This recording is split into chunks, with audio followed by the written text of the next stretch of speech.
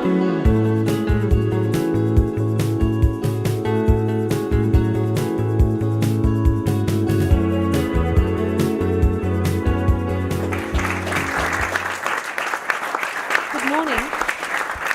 much for your patience this morning, and sorry we're running a little bit late. Welcome to the second Not Too Early talk.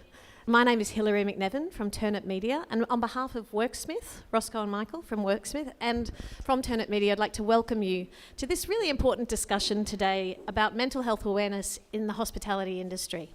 We have two really great speakers today with us. And I think it's a very important subject in that, yes, there's been some high-profile suicides in our industry in the last few years particularly.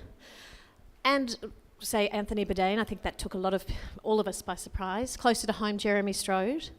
And, of course, there are people that we don't know who are also seeking help, needing help, and giving up before they know how to ask for help. We see a huge outpouring of grief when people die, which might sound odd, but it's true. Everyone wants to help, everyone wants to be there. I think today it'll be great to focus on how do we get an outpouring of desire to educate ourselves and learn how to prevent more deaths and just help each other and support each other more. So with that, it's my great honour to introduce to you Michael O'Neill. He's a consulting psychologist. He has had his private practice for 35 years, specialising in trauma management, and he was the director of National Trauma Clinic for 15 years. He's an advisor to the Australian Hotel Association in trauma management and workplace conflict, consulting in staff conflict, drug abuse and return to work programs. He's also worked in alcohol and drug detox centres, and he is now the director of CBD Health in East Melbourne. Would you please welcome Michael O'Neill? Thank you. Thanks, Hilary. Look, I'd like to keep this fairly free-flowing. If anyone has any comments, questions, criticisms, maybe just interrupt as we go along, perhaps it might be a lot easier. I know there's a question and answer at the end of it, but if you have any comments or questions, perhaps just butt in as we go along. I think it's the easiest at the moment. I've been in private practice in East Melbourne now for 30 years. My contact with the hospitality industry goes back about 15 years ago when I had contact with the AHA, the Australian Hotels Association. And I can tell you there's a lot of stuff goes on with the AHA. There are three areas of contact that we've had with the AHA. One is trauma, just by the very nature of the AHA with their pokies and all of these sort of outlets. There's a lot of trauma goes on. So over the last 15 years I've seen people involved in assaults, hold-ups, robberies, threats, bashings, fires, customer deaths. In fact, I did a debriefing not long ago out at Reservoir of one of the hotels out there. One of their customers just dropped dead at the pokies, which is not uncommon actually. I've done 3 or 4 debriefings in the last few years where people just drop dead. It must be the excitement or the stress. I'm not sure actually. The 3 areas of contact. One is trauma. The other referrals we get from the industry are work performance issues. And I guess you've all come across this, where people aren't performing well at work, using drugs and alcohol, not turning up on time, leaving early, causing conflicts in the workspace, just generally causing problems. It's an issue of work performance. The third area of contact we've had with the AHA is conflict in the workplace. And I've seen a lot of people where we've got a head chef intimidating, threatening, bullying a lot of the wait staff, kitchen staff and so on. And this is pretty common, I think. In fact, I had a referral from, I'll talk about Zagamis for a moment. I'm sure you all know Zagamis. And I'm not plugging them in any particular way. I'm not being paid by them. But I think they're an employer of choice. In my experience with people like Zagamis, they identify any workplace problems. If there are any issues at work, they make the referral to us, and it generally gets sorted out. So if there is an issue, they're right onto it. I had a referral, it must be about 3 months ago, from a head chef at one of the large venues, which you'd know, which I won't tell you what it is. The male chef was aggressive, threatening, intimidating. Staff were scared of him, things were going wrong. It was actually a bit of a disaster, the whole process. And the employer was thinking, what do we do with this guy? They'd spoken to him, nothing happened. The next step was to fire him. And this is common too. When a head chef or someone in charge is causing problems, they usually think of getting them fired. I spoke to him 3 or 4 times. What was going on? Family problems at home, money problems, stressed, worried, anxious, wasn't coping at all. And it's an interesting thing with men. When men are under pressure, they either lash out and get aggressive, or they become withdrawn and depressed. I think this happens with men and women, but it's interesting. I see a lot of men, when they're under stress, they lash out. Especially if there's alcohol involved too, that just gets a lot worse. But it's either 1 or 2 reactions. People either become withdrawn or lash out. In a high pressure environment like a kitchen or a pokies venue or something like that, typically someone in authority will lash out, and it has a ripple effect, doesn't it, right through the whole organisation. Anyway, so I spoke to him about this. We developed a plan, helped him take control of his environment rather than feeling out of control. And literally within the space of a month, he turned around, the kitchen had turned around, and things were back to normal pretty much. So it was a good outcome. The issue here, I think, is that there's a difference between stress and pressure. We're all under pressure. Jobs to pay, families to look after, bills to pay, things to do. We're all facing pressure. Pressure becomes stress when we're not in control of it. I think that's the central issue here. And I guess in psychology, my job is to help people understand what's going wrong and to start to take control of the situation. When you think about your own life, when you've been feeling your worst, what's going on? You're not in control of the situation. Isn't that what it is? Bills are piling up. People aren't doing what you tell them. Things aren't working out. You're feeling out of control. All of psychology, I think, the 2 steps. One is to help people understand what's going on and how do you get control over the situation. So there's a difference here between stress and pressure. We're all under pressure. If you're not managing it, it becomes stress and it gets out of control after that. Okay. Any comments or questions at the moment? Are we okay? Whether there's responsibility for the person in that workplace, like with that chef, or whether it's the workplace itself that has responsibility to follow that up. Because sometimes when we're running venues and we're working with staff, it's a balance between supporting people and also not engrossing on their own lives and their personal lives too. And hospitality is very invasive as an industry. It takes over your life. It can be difficult to manage. Look, when you think about it, it's a health and safety issue. As an employer, if you're employing people, you have a responsibility to your staff. Staff have rights. Employers have responsibilities. It's health and safety. If something goes wrong and you don't manage the situation as an employer, you're liable. You're the one who's going to end up in court. So again, to go back to the Zagami's example, they identified there was a problem, spoke to the problem employee and took action. So they did the right thing, but they protect themselves. As I say, as an employer, you have responsibilities. The employee has rights, and they shouldn't be in conflict. Right. Now, isn't it interesting that the Jean Hales Foundation has put out the results of a study completed recently? You might have seen it. It was announced on the weekend. They interviewed 15,000 women. 46% of the women interviewed were diagnosed with depression. The diagnosis was by a doctor or psychologist. 46%. It's pretty high. Something like 60% of the women involved were diagnosed with an anxiety condition. Now, I've got a bit of a problem about these diagnoses. My concern is that when the diagnosis of depression is made, it's generally the wrong diagnosis. Because depression is a byproduct of something else that's going on. When you tease apart depression, what you find is someone might be feeling bored, lonely, lacking direction, sad. And there's a difference between sadness and depression.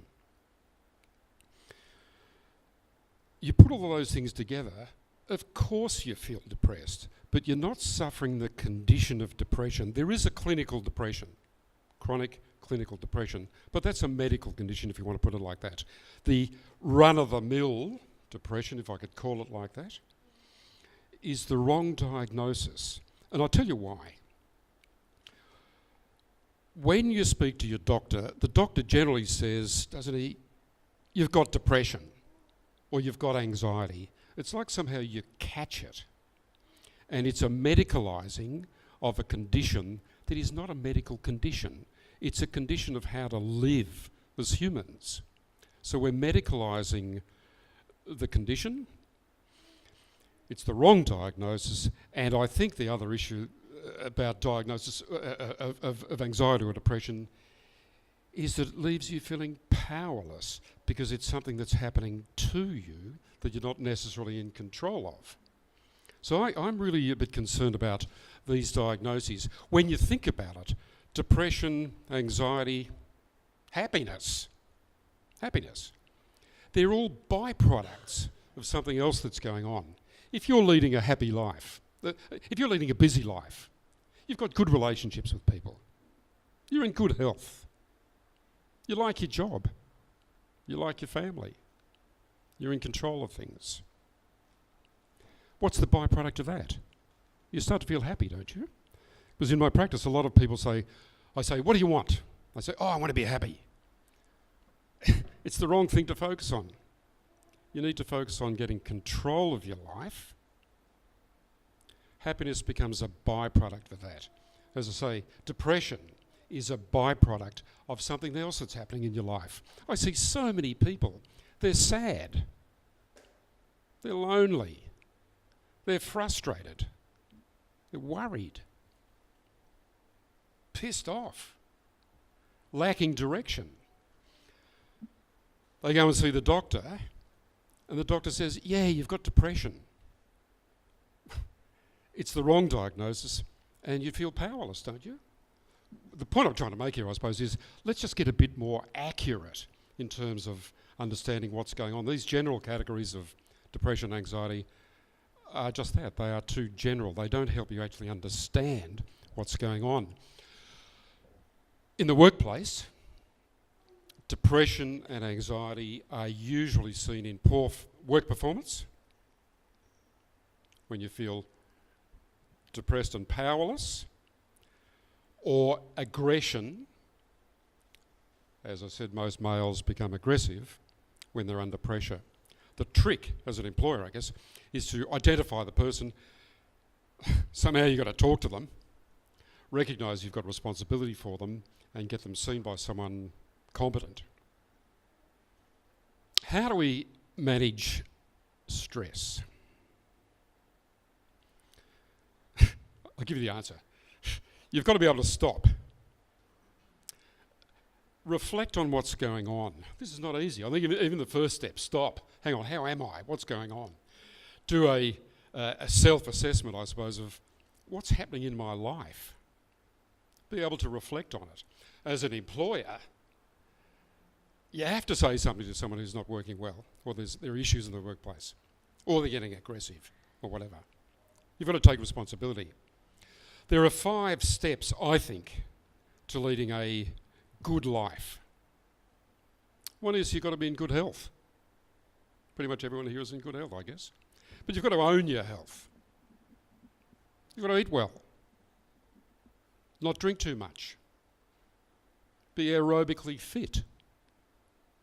Look after yourself. Adequate rest. Be flexible and have basic strength. That's the first step to being mentally and physically healthy. You've got to be in good health. You've got to be in good financial health. Most people I see when they come in and they're suffering depression or anxiety, one of the first questions I ask them is, how's your financial health? Oh, shit. Haven't got a clue what I'm talking about. We all do it, don't we? When the bills turn up, what do? Toss it out. Telstra rings and they're going to cut your phone off. Oh, what'll I do? Don't worry about it. It'll be okay. You let it go. The problem with this is that you start to feel powerless. My theme in all of this is, how do I feel more powerful in my environment? Taking control. I often ask people, what's the opposite of anxiety? What is the opposite of anxiety? Let me tell you. I've got the answer. It's taking control. It's having a plan. So when we're talking about financial fitness, get a plan in place. Speak to the bank. If you've got a credit card spiralling out of control, ring the bank. Do something about it. Take action. Get a plan in place. Being in good financial health, good physical health. We all need to be busy. The funny thing about humans, we need to be busy. I see a lot of people, again, coming in with depression. One of the first things, they're bored. They don't do anything. They spend all day by themselves. They're bored. Simple formula. If you're bored, you get depressed. That's how it works. People need to have a career, occupation, hobby, interest, something that keeps you focused. Being in good health, good financial health, a career or occupation that you feel aligned with. Maybe the most important part is community. Being part of a community. Here's a community. Family, friends, your neighbours, people you see walking down the street, you wave at them. The chemist, the butcher, all these people, different levels of community, but we all need to be part of a community. And I guess the work environment is one of the most powerful communities for people, isn't it? But sometimes these things turn to shit, don't they, the communities, where everyone's fighting, toxic management, whatever. We need to be part of a community. What else is there? We need to have a sense of purpose in life. That somehow my life is purposeful. That's a tricky one. Well, look at Anthony Bourdain. Had it all, didn't he? Health, wealth, fame, adulation, career. Tossed it all away. What on earth's going on there? I have no idea. The last thing I think, as in terms of leading a fulfilling, active, productive life, is having things that you want that pull you forward. Passions. Might be family, travel. I don't know what it is, but we all need something that pulls us forward. That when we wake up in the morning, you get that kick, that buzz, that sense of being connected to your life and interested in your life. They're the most important things. Connected to your life and interested. I want to say one more thing about humans. I've been seeing people now for 40 years. I haven't got a clue what's going on, frankly. My sense of humans. We're an emotional species. That's what drives us. I think humans, everyone here, is about 80% emotion. 80. That's what drives us. That's why the world's up the creek at the moment, because we're driven by emotions. We're about 10% reason. We think we're rational as a species. We're not. 80% emotion, 10% reason, and 10% what I call the black box. I haven't got a clue what's going on. I just don't know what's happening. When you see humans like that, you think, yeah, okay, that sort of makes sense what they do, because we're so erratic, irrational, emotional, unpredictable. Pretty weird bunch, eh? That's what I think. Now look, I don't want to say any more at the moment. The point Two points I'm trying to make here. One is, as an employer, you have a responsibility to employees to a certain degree, but you've got to cover yourself legally. The worst thing, the last thing you need is a work cover claim. It's the last thing. So whenever I'm seeing someone, I'm thinking, what are the stages, what could go wrong, and how do we actually avoid a work cover claim? Because work cover harms everyone, frankly. The other point, I go back to what I said earlier, is management of stress really, I think, has got to do with taking control, getting a plan in place, no matter how vague or long-term it is, but at least getting a plan in place. As I said, the opposite of anxiety is taking control of it. I'm wondering if you're in charge, if I may ask, in charge when you were saying to make a plan and to help a stressed employee, let's say, take control, is it an employer, would you suggest perhaps sitting down and let's make a strategy, let's write down what's going on in your life, how do you make an employee feel supported if they are in a really bad place? Some employees you can't help. Let me just talk about one other thing quickly. There's the exploding employee syndrome. And you can't predict them until they explode. You think you've got a happy workplace, everything's going along nicely, and all of a sudden someone will say, I feel bullied, or I feel threatened, or you didn't do this properly, or whatever, and all of a sudden it just changes. Talking to them doesn't help, because they've blown up. You can't predict who it's going to be, but you can sure see it once they do it, because no amount of support or reasoning will stop a work cover claim. That's it. Gosh. And I see it all the time, but you can't predict it. But I guarantee you, once they explode, that's it. You've got a problem, and it becomes legal. So, going back to your question, you need to have a good relationship with your employees. You need to feel comfortable talking to them, but ultimately, as an employee, you've got responsibilities, and I think you need to get them seen by someone competent, not a lawyer, before it goes that far, and see if you can forestall it. Some employees, like the one I gave the example with the Zagamis, wanted to change, dead keen to, made the changes in a couple of weeks, got back to work, no problems. They're fairly rare, I suppose. Highly motivated individuals. The exploding employee, bad luck. When they happen, you've got it. Does that answer the question? I think so, yeah. It's almost before, the exploding employee is one thing, but it's almost that management before anything even touches on legal, like you were saying. Absolutely. So it's about offering support or have a good, look, I was going to make another point here, just finally. A lot of large employers have employee assistance programs. We've all heard of them.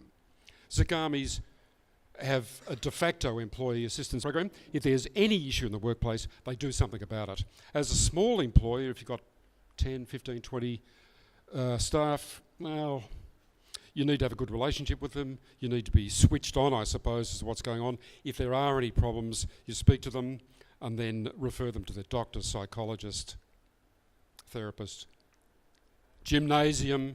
Yes, support them. Support them effectively. Hopefully, with the right support, they'll come back better employees. I guess there's a lot of emphasis on, the person who's experiencing mental ill health to speak up, and it's always quite hard to do that, in particular in hospo. And I'm just kind of, the prevalence of drug use and drinking is quite high because it's part of the culture. Yes. So speaking up about that sort of stuff, I think, is not quite that normalised in different places. I'm actually wondering whether it's more, there needs to be like an industry response to mental ill health rather than the focus being on the individual and the organisation to sort it out. Because I feel like I've seen heaps of stuff on social media where someone's passed away and we've all commented that it's sad, but no kind of big industry people are saying this is how we're responding to it. And I wonder whether it's about that now and what your thoughts are around that? Look, that's a good question. The problem is it's so complex. How many different hospitality outlets are there? There's thousands. No one's going to organise it. That's my thought about it. Unions, of course, should be involved, but they're not. It's such a complex area, I think, to address. I think it really does boil down to the employer and the relationship they've got with their employees. And I guarantee you really need to confront any issue because it can escalate real fast. You need to manage as quickly as you can. I know that doesn't really answer the question, I suppose, but it's such a complex area. But if you've got a good relationship with your staff and they trust you, you talk to them. There's a lot of kind of migrants in the country at the moment who are going into hospo, and they come with a whole different bunch of trauma that we may not necessarily understand. And so the connection with the manager is often confused because the manager's not quite understanding someone's presentation that well, and which leads to them not wanting to speak up or saying why they might need to take a day off. And I guess I just wonder whether it's around community education or industries having more knowledge of that sort of trauma as well to support. You're right, but I haven't got an answer to it. This is the problem with being a psychologist. Everyone wants an answer, and some questions just haven't got answers, unfortunately. Maybe with evolution over time, perhaps. Okay, please thank Michael O'Neill, and we'll come back for some more questions after we talk to Sasha. Thank you so much. Just before Sasha and I get into our chat, I'd like to introduce to you, who I should have done earlier, but now you're in the space a little bit more, Rachel Doherty. Over there, she's waving. She is the manager of Worksmith. If any of you enjoy the space and are having a bit of fun or want to find out about industry memberships or hot desking or anything, please have a chat to Rachel after our talk. Okay? Thank you. Now, Sasha Randall has been very generous to give us her time today and talk to us very openly and frankly. Sasha, I'm just going to let people know who you are and where you've worked. She's a chef who's done some extraordinary things, I think. You've worked at Langton's, Liberté and Number 8. You were with Philippe Michel for a long time at the Brasserie and PM24. And you opened the Builders Arms with Andrew McConnell, Josh Murphy and Anthony Hammond and ran the bistro there and worked with Josh at Moon Underwater, didn't you? Are you sure? No, just the bistro? The same kitchen, yeah. Yeah. And you've been head chef of Apoca in Carlton, head chef of Marcy in the city, and now you're the head chef at Meatsmith just up the road making those amazing terrines. And are you the sandwich person on Fridays? Yes. Okay. I don't know if you have sandwiches at Meatsmith on Fridays. They're worth it. Please welcome Sasha Randall. Hello. Sasha's going to talk to us about her experiences with mental health issues in her own life, but also in the kitchen. But Sasha, tell us a little bit about when, I guess, you first became aware of mental health and how important it is. Probably my first experience with mental health and when it touched my life was probably in my late teens. I just finished school and I just started a university degree, and my best friend committed suicide. And it brought a lot of issues ahead. I had quite a traumatic childhood, lost my mother early, had different domestic issues, everything else like that. And so it all came to a head, it seemed, when my best friend committed suicide. I fell into a deep depression, was diagnosed clinically depressed at that time. I was lucky, I was raised by my maternal grandmother and I got a lot of support. And in doing that, I made a lot of changes. I ended up leaving university and started cooking. And I never thought I'd be in it, but 21 years later, I'm still cooking. It is something that I've probably actively over the past 20 years constantly had to keep self-checking myself. Once you've gone to that dark place, I was lucky. I learnt the skills on how to keep myself in check and notice when I was starting to spiral and how to reach out and do those things. And I agree totally with the 5 steps. It's about having community. It's about having friends, family. They don't have to be blood related. They can be friends that you consider like family.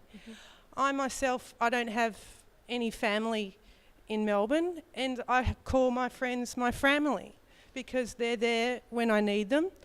But that is so important in the community, and especially in hospitality, because as you mentioned, it does become all-consuming. The hours you work are not sociable. You make many sacrifices. You miss out on many experiences that everyone else is. Your busiest days are the days everyone else is relaxing and enjoying public holidays and special occasions, Christmas, New Year's Eve, all those types of things. So it can feel isolating. Can I ask you, and we're getting personal Yeah, anyway, but that's when you fine. said you have strategies and know what to do when you feel the spiral, would you mind sharing those with Yeah. us? Because everyone has individual, you have, okay, something's not going right, and you develop over time the strategies to help you. What are yours? Well, we've had a discussion about it, and probably the first thing is I call a friend. I just have a chat. It doesn't mean that I might say to them, I'm struggling at the moment, but it's just having the human contact and just talking about your day-to-day life and just having a connection again, re-establishing connection with someone. Also for myself is I self-evaluate. I look at myself and I go, okay, perfect. Again, you were correct. It's the when does the pressure become stress? And I look at my life and I go, okay, what's not making me happy, or I'm feeling pressure about? And I try and make a plan. And it doesn't always work out. And you haven't, but you've got to keep trying. And that is sometimes where you need to ask for more help in order to keep that motivation to keep trying. And do you do you have a couple of key people who know that depression and there is an issue that sometimes Yes. you get depressed? Because I find I have, as I said to you, I'd talk about, but anxiety and I have an intense relationship, and I have learned to manage it, and I have triggers that I know are coming or not, and what to do. But I have a couple of friends and a couple of family members that I can just say even a few key words or a couple of, just let them know it's not good, and they keep an eye on me, and they make sure I keep in touch with them. Do you have key people in your life? Yes, I probably have about 3 close friends, and I can just send one text message and it says, I'm having a rough day. And that may mean they'll have a phone call, they'll say, come over and have a meal with us. And that is, so I don't feel isolated, I feel connected, I feel part of the community, those type of things. So as a head chef, let's move that now into the workspace and into a kitchen environment. Have you seen changes in particular staff members who may be suffering from mental health issues? Over the years, I've seen it manifest itself in many different ways. You see the changes, and again, you're right, you see it in work performance, or just the way they may be interacting with other staff members. They might become more withdrawn or less forthcoming in, like when you go, hi, how are you, everything else like that.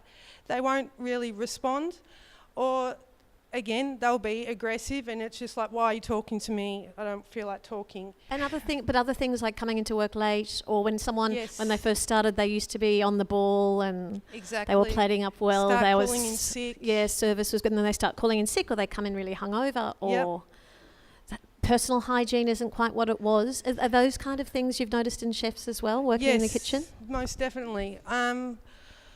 Probably over the last 10 years, I've had a few incidences where people were either, later it became apparent that pressure became stress, and then stress led to having some antisocial behaviours, whether it be drugs or alcohol. Yep. And you saw that pattern, exactly what you said, of slowly just not being on the ball, and then calling in sick, and then you just noticed that everything just started to fall away. And how do you've we've talked about some of those methods through service, like checking in on different sections and things like that in the kitchen. Can you tell us how you've managed your team to make sure they're on plus and good to go? I've realised that there hasn't been a kitchen that I've been in that it has been untouched by mental health issue, whether it be from an apprentice to a chef de partie to a sous chef. I found the biggest thing is making sure that you communicate and that they feel comfortable communicating with you.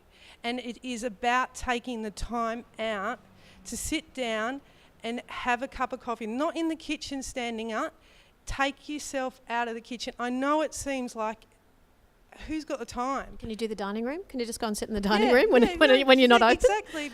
But it's just about taking that time. When you see someone struggling, taking that time and saying to them, okay, what's going on? You okay? Everything else like that. Mm-hmm. And generally they'll say if they don't feel comfortable talking to you, and try and find someone that they do feel comfortable talking to.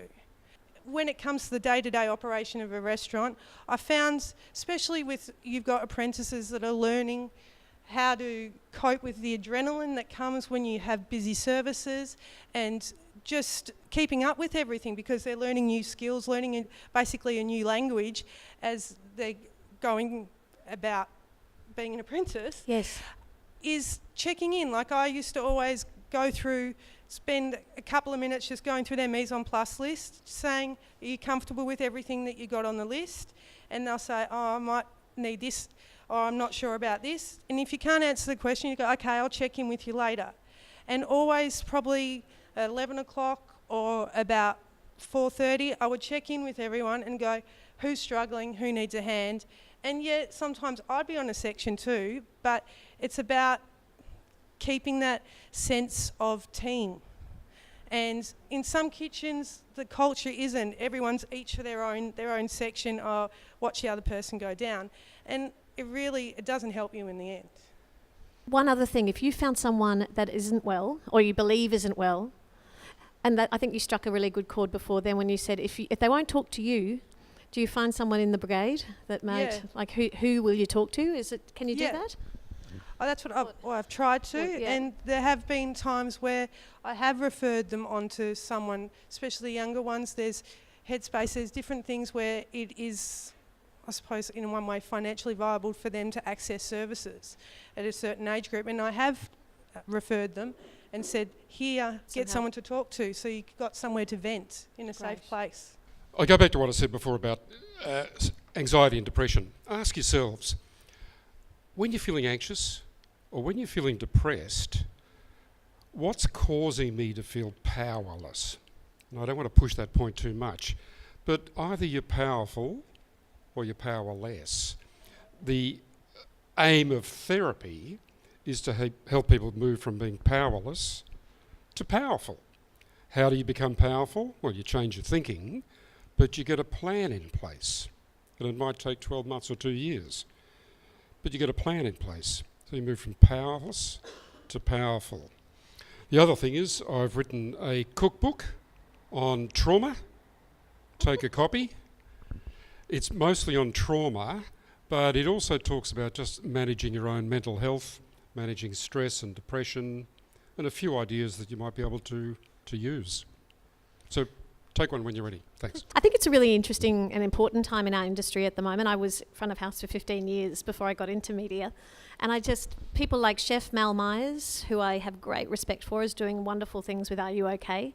And I think they're also a really great resource for teaching, helping, supporting us.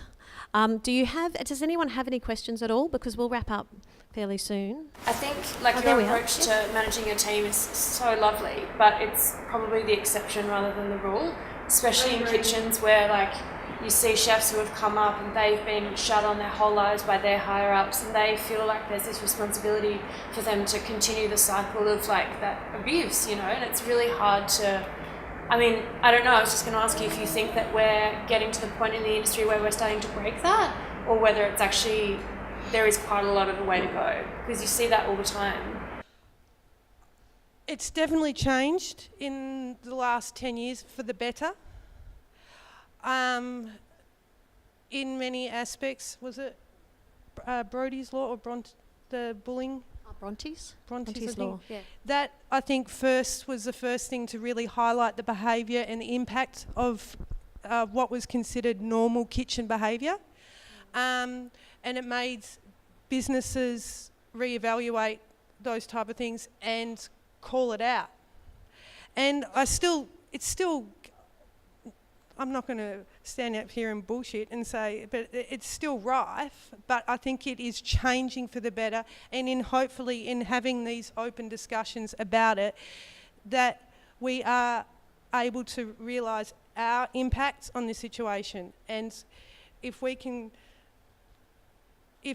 can look at our behaviour and bring that, then it does have a trickle effect. Thank you all. Thank you all very much for coming. Could you please thank our very generous guests, Michael O'Neill and Sasha Randall. Thank you. Thank you. Look after each other. Thank you.